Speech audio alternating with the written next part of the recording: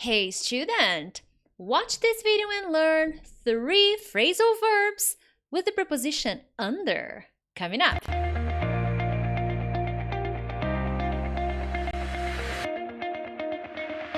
Hey friends, Teacher Prix here to help you talk to anyone, anywhere, anytime in English. It's Monday, well, Monday for me.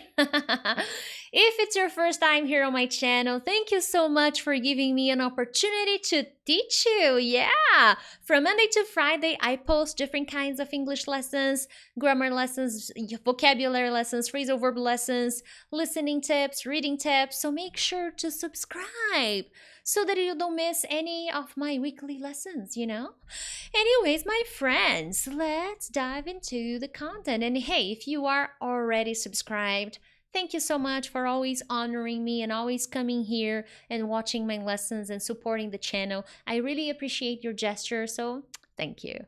And yes, it is super cold in São Paulo. My God. And if you don't know, I'm from Brazil. I'm Brazilian. I live in São Paulo. And it's summer right now.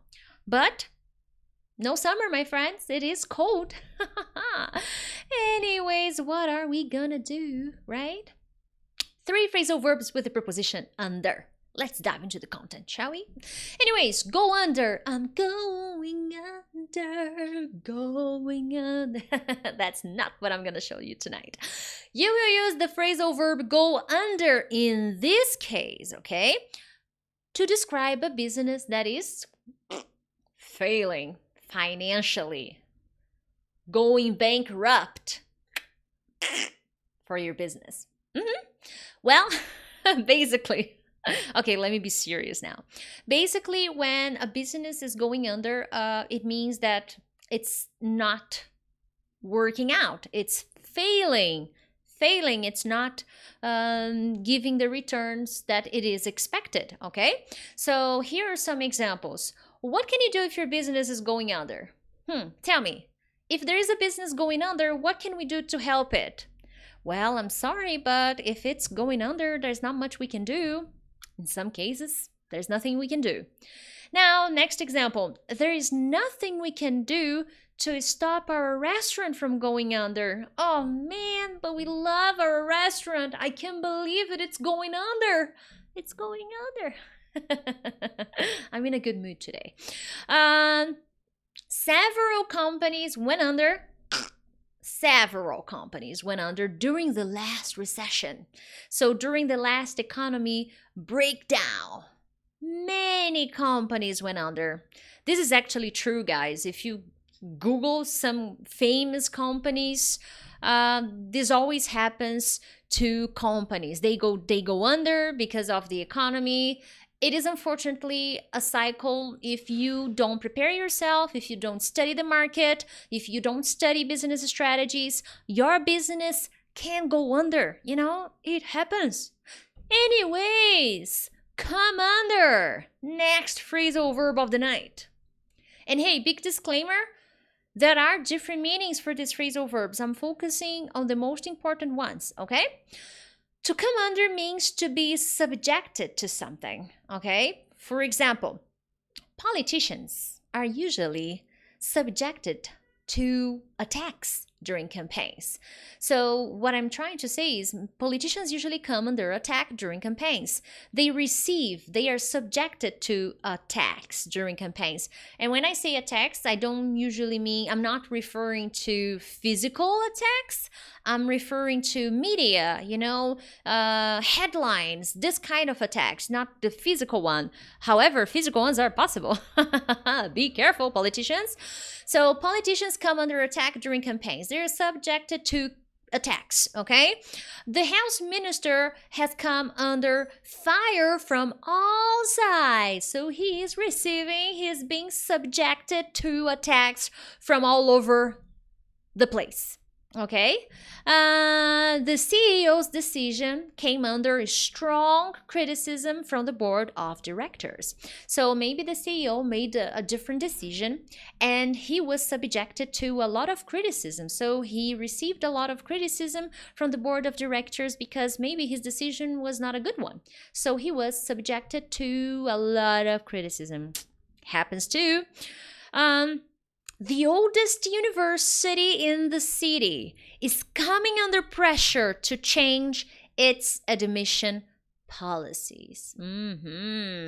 So maybe there's something wrong with the admission policy, the laws, not the laws, but the rules, the admission rules, the policies that they have in the university. And because it's an old university, so what is happening? They are being subjected to criticism, to pressure, to change, to make a change to the policies because they are, outdated and should be changed to new ones, okay?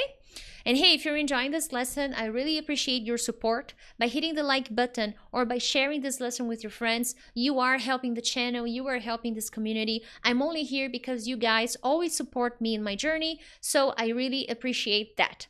Let's see.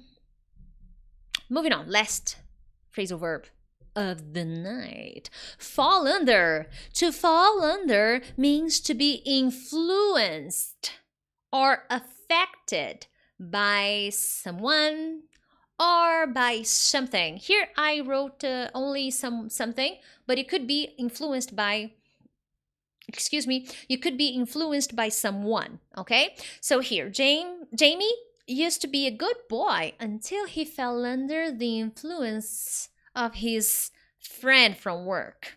I can barely recognize him nowadays. So let's put this into context. Jamie was a good boy.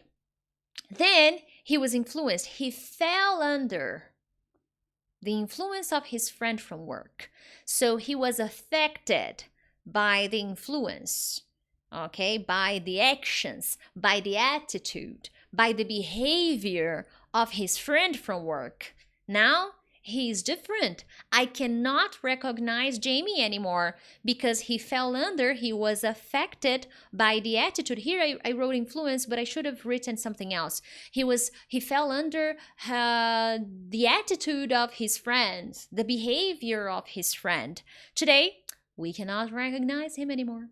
Oh well, this happens. This is more frequent than you realize. Next example, Peter fell under Tina's spell. Peter was influenced by Tina. All right, Tina, you go, girl. Anyways, my friends, another meaning of fall under, because this is a popular phrasal verb. Fall under can also be a little bit more literal. It means to be listed or classified, okay? So if something falls under a certain category, it is listed or classified in a certain category, okay? So if you don't fall under, if you are not classified, if you are not listed under a healthy weight category, you should consider seeking a doctor. Yes, my friend. So if you are a little chubby, go see a doctor. Maybe you need to lose weight. Sea turtles fall under the category of endangered species. So, well, this is actually true, okay? I Googled. I always Google to make sure that I'm not saying bullshit. I cannot say this word here. This is a nice channel. I cannot say bad words. Now, sea turtles are actually falling under the category of endangered species, okay? So they are classified under the category of endangered species, okay? It's very hard to find sea turtles. Let's be nice to the environment and protect the sea turtles because they fall under the category of endangered species. This is actually true, so save the world, save the turtles. Anyways, my friends, write an example here. I want you to come back in the comments. I appreciate you guys participating in the chat. I always enjoy seeing the words you guys share, the things you have to share. But come back here in the comments and tell me one example using one phrasal verb from this lesson. I would really like to see it. And you know that we memorize new words if we use them. I talk a lot about that here on my channel. If you have problems to memorize vocabulary, to memorize new phrasal verbs, it's probably because you're not using it, you're not practicing it. So come here in the comments, participate, write an example. This is how you memorize these phrasal verbs, okay? And remember, I post phrasal verbs every week. You don't need to know all of these phrasal verbs, okay? You need to understand them. Sometimes you are in a conversation and a native speaker will use a very different phrasal verb. So it's important that you know different ones, okay? Other than that, my friends, thank you so much, and I will see you tomorrow for another English lesson. Bye bye!